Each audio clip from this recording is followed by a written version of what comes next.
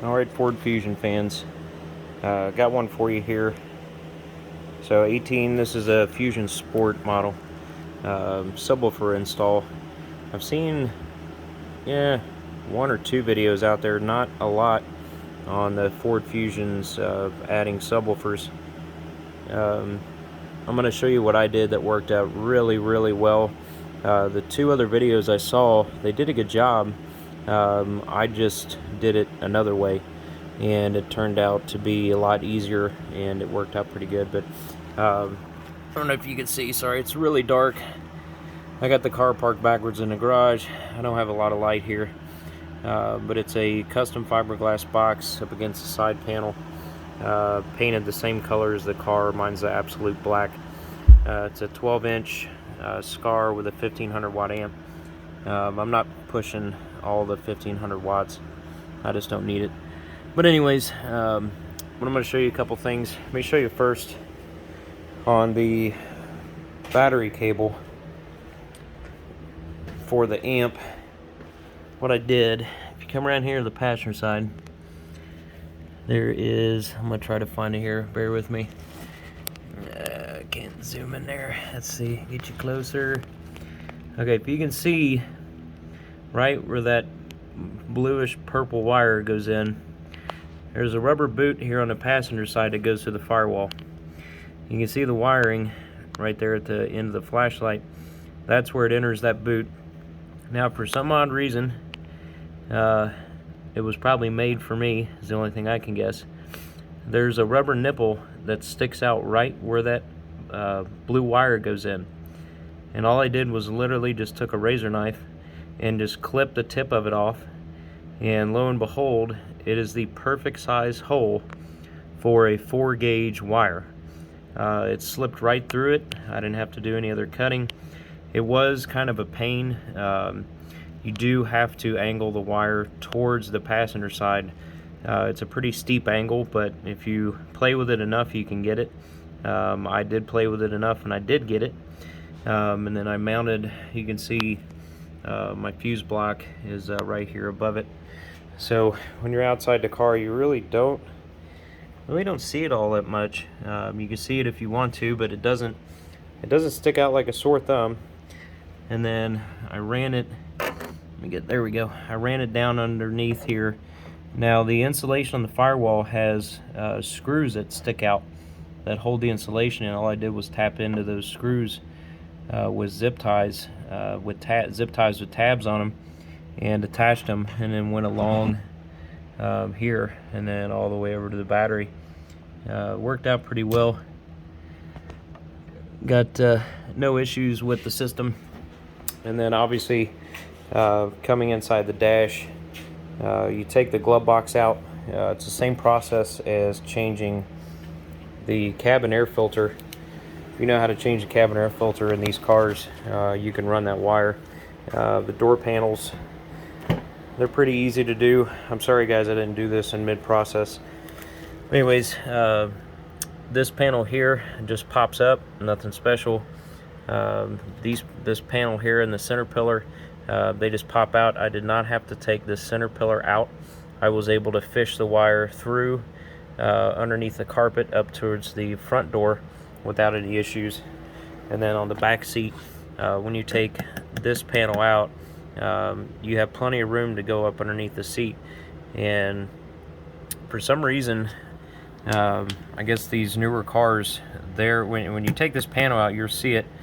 There is a ton of room for all sorts of wires and goodies. I could almost stick my whole hand up underneath this seat with how much room there is in here. So there's plenty of room to work with. Same thing here. My wire actually is underneath this carpet right here. That's how much room there's a concave space underneath this carpet. So there's plenty of room to run the wires, and then obviously in the back.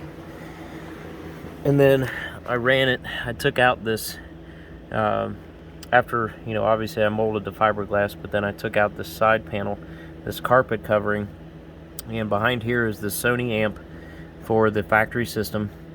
All my wires are coming out at the same spot. The ground is grounded where the radio, or I'm sorry, the amplifier is grounded to in the trunk. It shares a similar ground. Now the remote wire and the RCAs are both attached to the wiring on the amp inside the trunk.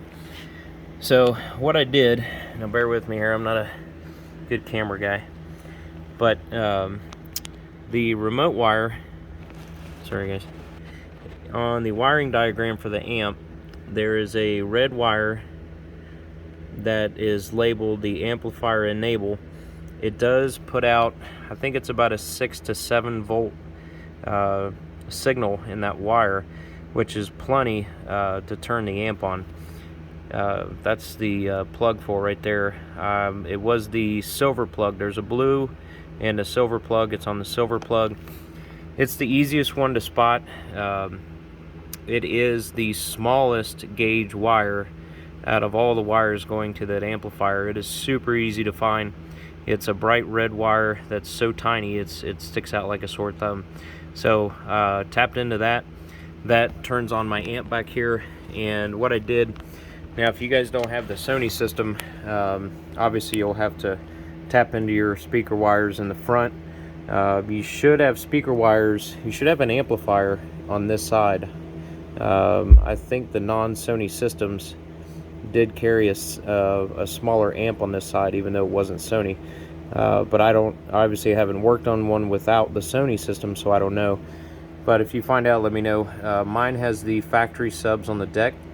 So what I did was my line out converter, I attached to the speaker wires coming out of the amp and going to the subwoofers. So I was getting basically the same draw as plugging into the door speakers, but I was only getting a sub signal, and it sounds really great. I love it. Haven't had any issues. Everything works great, sounds great. If this helps anybody, let me know. On the Sony system, on the plug, I believe, hang on, let me take a look here while I got you. Amplifier, control module, amplifier, speaker, yeah. So if you're at the harness where the audio enable wire is, which is red, the subwoofer speaker wires come out of that same harness.